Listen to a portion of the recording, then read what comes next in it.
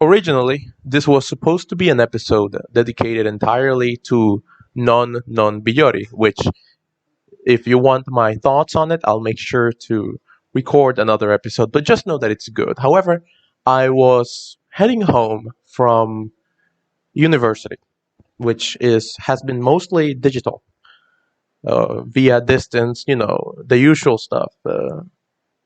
And I stopped my car on my way home, and like I decided to uh, open the windows, which, given the security and safety concerns in my country, is something that you shouldn't do at a busy intersection. But YOLO, I guess. And I hear like this music from this other car, and I recognize it immediately. And I'm like, there's no way they're actually putting it on at this volume at this hour of the day. But it was, and I couldn't help but hold back the most genuine smile I've had in God knows how long. And it's one of those moments that just makes you glad to be alive. And it's so dumb, but I wanted to talk about it. They were putting on the Latin American version of one of the openings to Dragon Ball Z.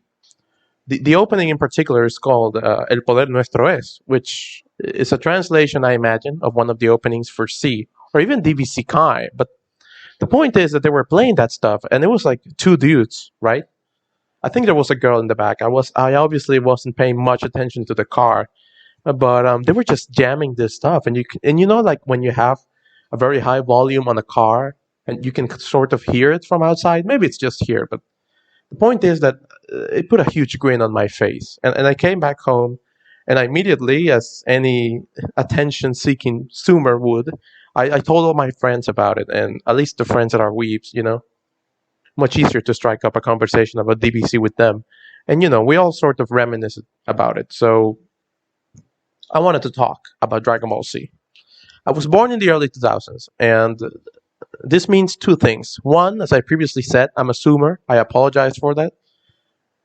But on the other side, that also means that I got to experience a lot of things from before the internet era while also belonging to the internet developments. What I mean with this is that um, living in a Latin American country, there's one thing you cannot escape. You cannot escape the grasp of Dragon Ball Z. Dragon Ball Z is synonymous with a lot of countries in this part of the world, in these regions, especially Mexico. I'm sure you've seen plenty of videos of stores and barber shops and even public events centered about DBC. And it's always held such a special place in my heart. And I just want to talk about my experience with Dragon Ball Z. So when I was very young, I don't remember if it was Nickelodeon or even Cartoon Network. I'm pretty sure it was neither of them. But as a kid, you're not the smart. I wasn't the smartest kid around, so I didn't really always catch the channel. I knew the number in the TV box, and so I will always try to catch Dragon Ball Z. I had this afternoon class, so I had this very small uh, time window where I had to eat fast as hell so that I could go to my bedroom and actually watch DBC because I wasn't allowed to eat in my bedroom, sadly, literally in 1984. So I remember that that version of Dragon Ball Z had all of the blood and like the violence and cut everything, which was great. I hate Kai. I don't know why, but I have such fond memories of just opening the channel and just seeing super violent the fights, and Goku and Frieza staring at each other for like 5 minutes before throwing a single punch, and then a cloud of dust covering everything. Smart toy, saving their animation budget. But Dragon Ball Z is much more than just entertainment at this point. I made friends because of Dragon Ball Z. I remember I transferred schools quite early, and one of the first friends I made in that school, a friend with whom I still have contact to this day. I remember like he and I. The first thing I did, for some reason, I'm not gonna question my younger self's sense of shame, but I saw this kid from across me at class. Like I was sitting in one corner of like a square that the seats were organized in, and he was sitting in another. And like I remember like just looking at him, and for some reason we communicated via telepathy or some stuff. And like the immediate thing both of us did was like do kamehamehas and like final flashes from across the classroom until like the teacher seated us together in like the bad corner of the classroom, which was like where the kids who misbehaved went. I tell you, Latin American education. I say Latin American because I don't want to say the country, but but really, it was a very wholesome time. So I don't want to call it cringe. But the point is that DVC, made me friends. DVC to this day remains such an important franchise, and I imagine this experience is not only mine.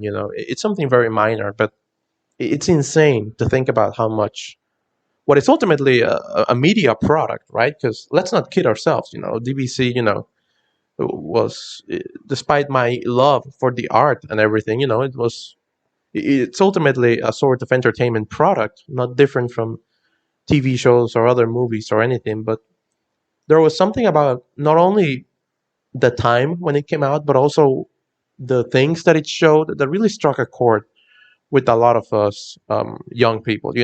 I'm quite the coward. I really don't like physical altercations, but I remember back in the day, we used to have like this game where we like pretended we were like in DVC and we threw punches and everything, and it was insane.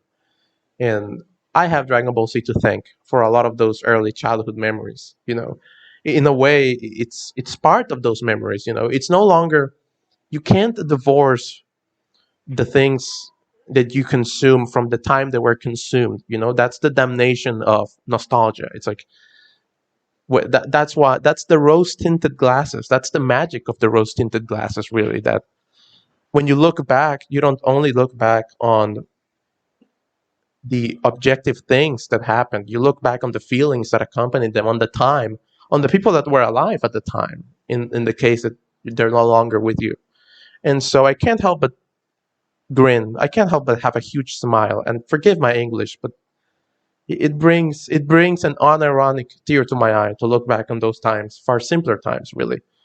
And of course, I'm not living in some tragedy. I'm not gonna turn into the Joker anytime soon. I hope not. I hope to turn into Bateman, maybe. No, you don't want to turn into Patrick Bateman. The point is that simpler times, come accompanied with the memories of Dragon Ball Z. And to me, that's a very beautiful thing.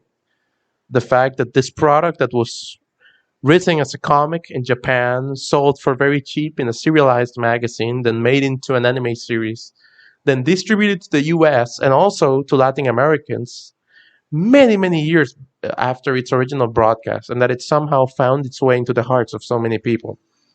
I think it's a wonderful thing. And now we take anime for granted. Anime is no longer just another thing you consume. It's become a brand. Now we have companies and PR and a lot more other stuff that caters specifically to the otaku ecosphere. And that's fine and all. But I feel like you sort of sometimes miss, I sort of sometimes miss that whole magical energy that watching Dragon Ball, and not only Dragon Ball, but Saint Seiya, Los Caballeros del Zodíaco, or and many others, even Sonic X. That magic of seeing these weird shows that are like nothing else on TV, but at the same time, you didn't know they were anime, so you just consider them, par for the course. And it's a wonderful thing.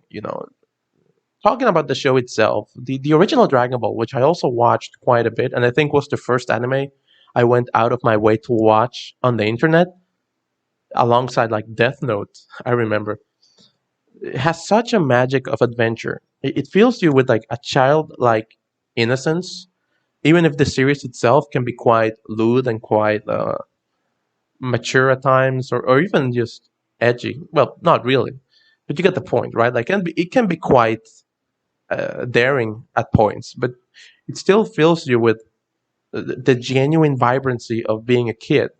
The way everything is drawn in the original manga or the way things are presented in the anime, it feels so playful.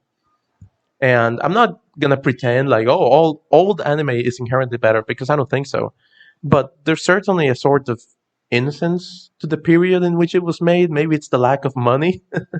Maybe production issues are relatable as somebody who's broke. But it just brings a huge smile, really, to to witness the almost pure and sheer creativity and joy in every single second of that original series. And I think that was something that resonated a lot with us kids at the time. You know, when you're a kid, you go on a trip to somewhere far away in a car, and like you, I don't know if it was just me, but like I remember like imagining my favorite characters just running alongside me. And you know, I wasn't antisocial. I've always been a bit of an introvert, but I've never been the type to be alone in any sense, for which I'm incredibly thankful to my family and friends. But I always had that experience of like feeling surrounded by the things that I loved. Something that I still happens to me every now and then to this day. We are what we consume in a way. And I'm very glad that Dragon Ball had a place in the hearts of so many kids, including myself. When DVC came out, um, it was very different, really. Like I'm saying, I was a zoomer, so all of the I watched Dragon Ball and Dragon Ball Z on TV, never GT. I watched GT on my own, but but still, it still had a lot of impact because there really isn't anything like Dragon Ball Z. Like, despite its influence on so many things, I still can't go to a specific, let's say, descendant of the original series and be like, yeah, you're just like Dragon Ball Z. I think it's just itself so much. And coming back to Dragon Ball Z, like the idea that you have to fight, you know, and this almost daringness to be violent, and so explicitly violent, because a lot of kids media is more subtle with its violence, or at least are more held back. But Dragon Ball felt like this foreign world of like, yeah, let's duke it out and everything, and I just it meant so much to us at the time. Like I said previously, so many friendships were formed over DBC. So much of culture around here has been influenced by Dragon Ball Z. Like you can go to like this barber shop in this shady neighborhood, and you will just see like Goku barber shop or like Goku empanadas, which is not a joke. I actually saw one place that had like a Vegeta drawing as like its logo. So all of this is just a long-winded way for a Latin American who grew up with enough, but not too much, to say thank you, Dragon Ball. You've done a lot, and even if I'm not the biggest Dragon Ball stan right now, I mean, I still watch the things, and you can bet your ass I went straight to the cinema when Broly came out, and when the next movie comes out.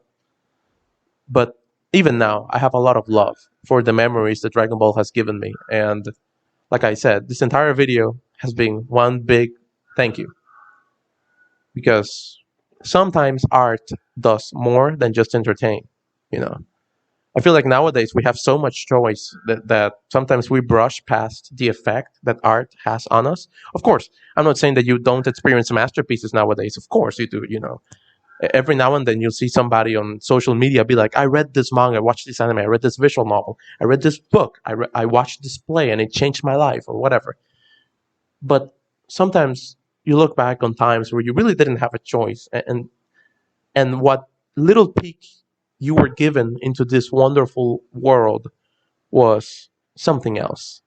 It was a window to the extraordinary, and it was a window that I'm glad that even if I wasn't born way back then, I still got to experience. Thank you, and have a nice day.